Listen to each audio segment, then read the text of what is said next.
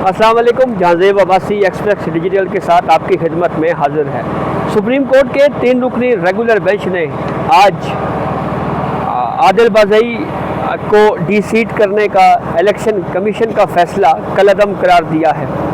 अदालत ने यह कहा है कि तफसीली फ़ैसला बाद में जारी किया जाएगा। ये प्रोसीडिंग काफ़ी हेस्ट में या जल्दबाजी में चलाई गई। हारिस अजमत जो कि वकील थे पार्टी सरबरा यानी मियां मोहम्मद नवाज शरीफ के, उन्होंने स्टार्ट में ये इस्तदा भी की कि वो इस मामले के ऊपर तहरीरी मारूज़ात जो हैं वो जमा करवाना चाहते हैं। आज फर्स्ट हेयरिंग है, लेकिन इस इस्तदा को कोर्ट ने नहीं माना। इलेक्शन कमीशन के वकील जो कि डीजी लॉ है, उनकी जानिब से ये मौक़िफ़ इख्तियार किया गया कि आइन जो है, आइन का आर्टिकल 63A वो इलेक्शन कमीशन को ये इख्तियार देता है कि वो किसी भी डिक्लेरेशन के मामले को देख सके और उस डिक्लेरेशन के ऊपर डिसाइड कर सके। लेकिन कोर्ट का ये व्यू था कि इस मामले के ऊपर जो है वो election commission court of law के तौर के ऊपर जो है वो प्रोसीडिंग आगे नहीं बढ़ा सकता। दिलचस्प बात यह है कि इस पूरी कोर्ट प्रोसीडिंग में एफिडेविट के गलत होने के नताइज पार्टी सरबराह के ऊपर आने पे ऑब्जर्वेशन दी गई, लेकिन एफिडेविट दुरुस्त था या नहीं दुरुस्त ये मामला किसी ने चैलेंज ही नहीं किया था, लेकिन उसके बावजूद उसके ऊपर ऑब्जर्वेशन दी गई। कुछ ऐसी ऑब्जर्वेशन भी दी गई जिसके ऊपर अगर हम बात करें तो वो ऑब्जर्वेशन जो हैं उससे ये तासुर भी मिला कि जहाँ पे कोर्ट काफ़ी जल्दबाजी में इस केस को आगे लेके जा रही है, वहीं पे कहीं ना कहीं ये तासुर भी मिला कि जैसे जो 26वीं आईनी तरमीम है उसको भी कहीं ना कहीं माइंड में रखा गया था।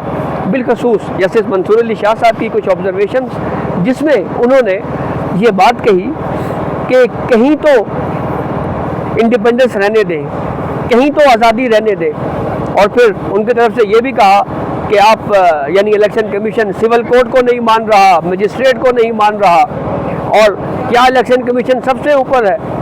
तो यहाँ पे जो रिज़र्व सीट्स का जो मामला है वो भी बहरहाल हमारे सामने है। तफसीली वजूहात या तफसीली फ़ैसला इसका कोर्ट ने जारी करना है।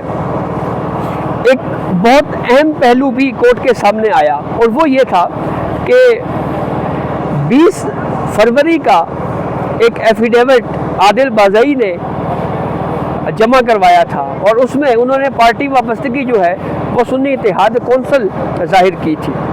अहम बात यह है कि कॉन्स्टिट्यूशन में वाज़ेह है कि इलेक्शन के बाद जो आज़ाद उम्मीदवार के तौर के ऊपर मेंबरान जीत के आते हैं उनको 3 दिन के अंदर अंदर अपनी पार्टी वाबस्तगी जो है वो वाज़ेह करनी होती है कि हम किस पार्टी से हैं।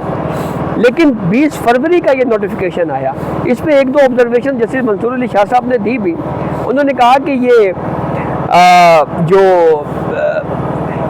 पार्टी वाबस्तगी जाहिर की गई है ये तो 3 दिन से बाहर जाके जाहिर की गई है। ऐसा क्यों किया गया, इस मामले पे इतनी ताख़ीर क्यों की गई। तो बहरहाल ये वो चंद सवालात थे जिसको कोर्ट ने सुना और फिर उसके बाद मुख्तसर 2-3 जुमलों में ये कहा गया कि डी-सीट करने का जो इलेक्शन कमीशन का फ़ैसला है उसको कलअदम करार देते हैं और उसकी तफसीली वजूहात बाद में जारी की जाएंगी। तो अब देखना ये है कि तफसीली फ़ैसला जो है इसका कब जारी होता है और उसमें क्या रीजनिंग दी जाती है। लेकिन बहरहाल इससे पहले की जितनी भी जुरिस्प्रूडेंस तय हो चुकी हैं उसमें ये मामला क्लियर है कि इलेक्शन कमीशन ही कोई डिक्लेरेशन भिजवाया जाता है तो उसको आइन के तहत देखती है और फिर उस डिक्लेरेशन के ऊपर फैसला करती है। लेकिन यहाँ पे बहुत सख्त ऑब्जर्वेशंस इलेक्शन कमीशन के ऊपर भी इस मामले के ऊपर दी गई है। तो ये अब तक की अपडेट थी जिससे आगाह किया। बहुत शुक्रिया।